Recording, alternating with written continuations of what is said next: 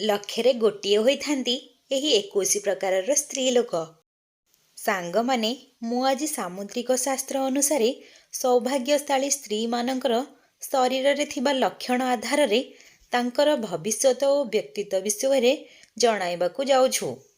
ସାଙ୍ଗମାନେ, ଭାରତୀୟ ସଂସ୍କୃତିରେ ଶୁଭ ଅଶୁଭ ଏବଂ ଭଲ ଖରାପ ଏସବୁ କଥା ଉପରେ ବହୁତ ମହତ୍ତ୍ୱ ଦିଆଯାଇଛି।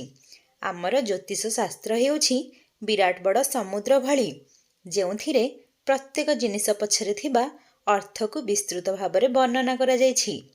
ଆମର ଆଖପାଖରେ ଯେତେ ସବୁ ଘଟଣା ଘଟିଥାଏ, ତାହାର ସମ୍ବନ୍ଧ ଆମର ନିକଟ ଭବିଷ୍ୟତ ସହିତ ନିଶ୍ଚିତ ଭାବରେ ଯୋଡ଼ି ହୋଇ ରହିଥାଏ। ଆମ ଶରୀରରେ ଥିବା କିଛି ଚିହ୍ନ ବା କଳା ଯାଇ କିମ୍ବା ଆମ ଶରୀରରେ କିଛି ଗଠନରେ ବି କିଛି ଏମିତି ଅର୍ଥ ଲୁଚିକି ରହିଥାଏ।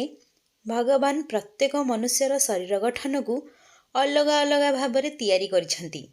ଯେମିତିକି ରଙ୍ଗ, ରୂପ, ସ୍ୱଭାବ, ବିଚାରଶୈଳୀ, ପରିସ୍ଥିତି ଆଦି ସବୁଥିରେ ଜଣେ ଅନ୍ୟ ଜଣଙ୍କଠାରୁ ଭିନ୍ନ ହୋଇଥାଏ। ସମୁଦ୍ର ଶାସ୍ତ୍ର ଆମର ବୈଦିକ ସଂସ୍କୃତିର ଏକ ପ୍ରମୁଖ ଅଂଶ ଅଟେ ଏବଂ ଯେଉଁଥିରେ ଆମ ଶରୀର ଉପରେ ନିର୍ମିତ ଏହି ସବୁ ଚିହ୍ନ ଏବଂ ଶରୀରର ବିଭିନ୍ନ ଅଙ୍ଗ ଗଠନର ଅଧ୍ୟୟନ କରି ମନୁଷ୍ୟର ଭବିଷ୍ୟତ ଏବଂ ବର୍ତ୍ତମାନ ବିଷୟରେ କୁହାଯାଇଛି। ତେବେ ଆସନ୍ତୁ ଆଜିର ଏହି ଭିଡ଼ିଓ ମାଧ୍ୟମରେ ଜାଣିବା ଯେ ସୌଭାଗ୍ୟଶାଳୀ ସ୍ତ୍ରୀମାନଙ୍କ ଶରୀରରେ ଥିବା ସେହି ଏମିତି ମୂଲ୍ୟାଙ୍କନ ଚିହ୍ନ ଏବଂ ଅଙ୍ଗର ଗଠନ ବିଷୟରେ ଯାହାର ସିଧା ପ୍ରଭାବ ତାଙ୍କର ଜୀବନ ଉପରେ ପଡ଼ିଥାଏ। ନମ୍ବର 1, ଯେଉଁ କନ୍ୟାମାନଙ୍କର ମୁହଁ ତାଙ୍କ ବାପାଙ୍କ ସହ ମିଶୁଥାଏ, ସେମିତି ସ୍ତ୍ରୀ ବହୁତ ସୌଭାଗ୍ୟଶାଳୀ ହୋଇଥାଏ। ନମ୍ବର 2, ଯେଉଁ ସ୍ତ୍ରୀମାନଙ୍କର ନାଭି ବଡ଼ ଓ ଗଭୀର ହୋଇଥାଏ, ସେହି ସ୍ତ୍ରୀଙ୍କୁ ଶୁଭ ବୋଲି ମନାଯାଇଥାଏ। ଯେଉଁ ସ୍ତ୍ରୀର ନାଭି ବଡ଼ ଏବଂ ଗଭୀର ହେବା ସହିତ ଡାହାଣ ପଟକୁ ମୋଡ଼ି ହୋଇ ରହିଥାଏ, ଏମିତି ସ୍ତ୍ରୀ ଧନ, ସୁଖ ଓ ସନ୍ତାନ ସନ୍ତତିରେ ସମ୍ପୂର୍ଣ୍ଣ ହୋଇଥାନ୍ତି ଏବଂ ସୁଖ ସମୃଦ୍ଧି ତାଙ୍କର ପାଦ ସ୍ପର୍ଶ କରିଥାଏ। ନମ୍ବର 3, ଯେଉଁ କନ୍ୟାମାନଙ୍କର ଜଙ୍ଘ ହୃତ୍ପୃଷ୍ଟ ଏବଂ ମାଂସଳ ହୋଇଥାଏ, ସେମାନେ ବହୁତ ସୌଭାଗ୍ୟଶାଳୀ ହୋଇଥାନ୍ତି। ଏହି କାରଣରୁ ତାଙ୍କର ସ୍ୱାମୀଙ୍କର ଘର ଓ ଗାଡ଼ି ଆଦିର ସୁଖ ବହୁତ ଭଲ ଭାବରେ ପ୍ରାପ୍ତି ହୋଇଥାଏ। ନମ୍ବର 4, ଯେଉଁ ସ୍ତ୍ରୀର ଆଗପଟ ହାତୀ ପରି ଉଠି ହୋଇ ରହିଥାଏ, ସେହି ସ୍ତ୍ରୀମାନେ ବହୁତ ସୌଭାଗ୍ୟଶାଳୀ ହୋଇଥାନ୍ତି।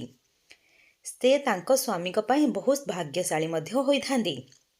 ନମ୍ବର 5, ଯେଉଁ ନାରୀମାନଙ୍କର ନାଭିର ଆଖପାଖରେ କଳା ଯାଇ ରହିଥାଏ, ସେ ତାଙ୍କ ସ୍ୱାମୀଙ୍କ ପାଇଁ ବହୁତ ଲକି ବା ଭାଗ୍ୟଶାଳୀ ହୋଇଥାନ୍ତି। ନମ୍ବର 6, ଯଦି ଆପଣ କନ୍ୟା ଦେଖିବାକୁ ଯାଉଛନ୍ତି, ତାହେଲେ ଏହି କଥା ଉପରେ ବିଶେଷ ଭାବରେ ଧ୍ୟାନ ରଖିବା ଉଚିତ କି କନ୍ୟାର ପାଦର କାଳି ଆଙ୍ଗୁଠି ଭୂମିକୁ ଯଦି ସ୍ପର୍ଶ କରୁଥାଏ, ତେବେ ସେ ସ୍ତ୍ରୀକୁ ବହୁତ ଶୁଭ ବୋଲି ମନାଯାଇଥାଏ। ନମ୍ବର 7, ଯେଉଁ ସ୍ତ୍ରୀମାନଙ୍କର ଦାନ୍ତ ଲମ୍ବା ହୋଇଥାଏ, ସେମାନଙ୍କୁ କେବେ ବି ଧନର ଅଭାବ ହୋଇନଥାଏ। ସେମାନଙ୍କୁ କେବେ ବି ଗରିବତାର ସାମ୍ନା କରିବାକୁ ପଡ଼ିନଥାଏ। ନମ୍ବର 8, ଯେଉଁ କନ୍ୟାମାନଙ୍କର ପାଦରେ ଶଙ୍ଖ, ଚକ୍ର ଏବଂ ପଦ୍ମ ଚିହ୍ନ ରହିଥାଏ, ସେମାନେ ବହୁତ ସୌଭାଗ୍ୟଶାଳୀ ହୋଇଥାନ୍ତି।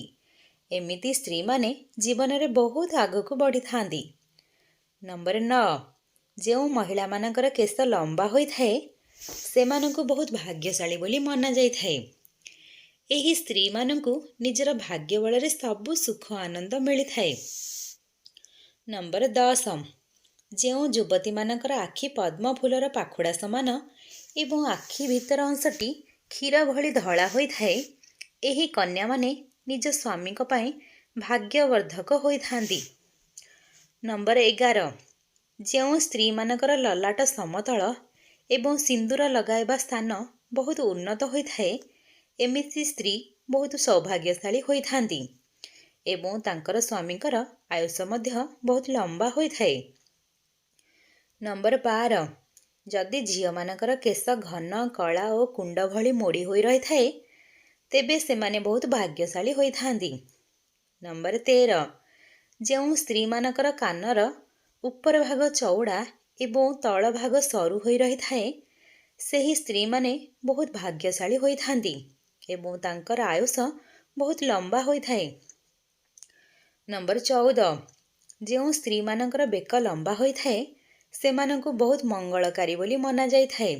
ଶାସ୍ତ୍ର ଅନୁଯାୟୀ ଯେଉଁ ନାରୀମାନଙ୍କର ବେକ ଲମ୍ବା ହୋଇଥାଏ ସେମାନେ ବହୁତ ଐଶ୍ୱର୍ଯ୍ୟଶାଳୀ ହୋଇଥାନ୍ତି।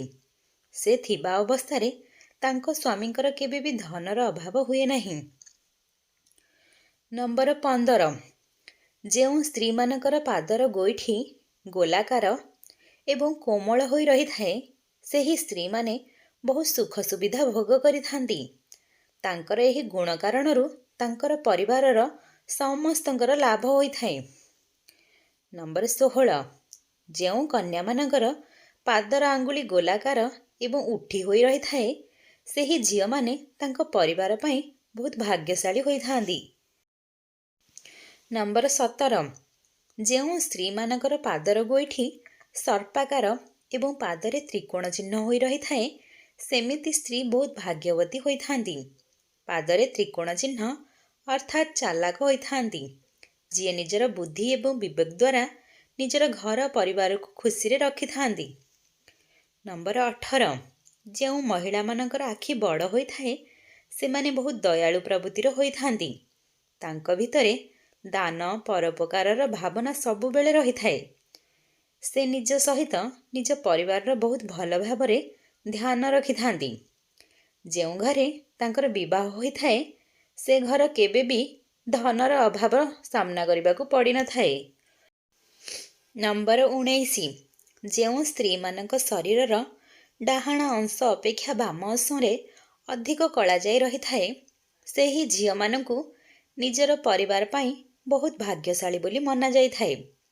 ସେ ନିଜର ଶାଶୁଘର ପାଇଁ ମଧ୍ୟ ବହୁତ ଭାଗ୍ୟଶାଳୀ ହୋଇଥାନ୍ତି ଏବଂ ତାଙ୍କ ପରିବାରରେ କେବେ ବି ସୁଖ ସୁବିଧାର କମି ହୁଏ ନାହିଁ। ନମ୍ବର 20, ଯେଉଁ ମହିଳାମାନଙ୍କର ପାଦ ଲମ୍ବା ହୋଇଥାଏ ତାଙ୍କୁ ମା ଲକ୍ଷ୍ମୀଙ୍କର ସ୍ୱରୂପ ବୋଲି ମନାଯାଇଥାଏ। ତାଙ୍କର ବିବାହ ଯେଉଁ ଘରେ ହୋଇଥାଏ ସେହି ଘରେ କେବେ ବି ଧନର ଅଭାବ ହୁଏ ନାହିଁ। ନମ୍ବର 21, ମହିଳାମାନଙ୍କ ମଥାର ମଝି ଅଂଶରେ କଳାଯାଇ ରହିଲେ ସେହି ଝିଅମାନଙ୍କର ବିବାହ ଅତ୍ୟନ୍ତ ଧନୀ ସମ୍ପୂର୍ଣ୍ଣ ବ୍ୟକ୍ତିଙ୍କ ସହ ହୋଇଥାଏ।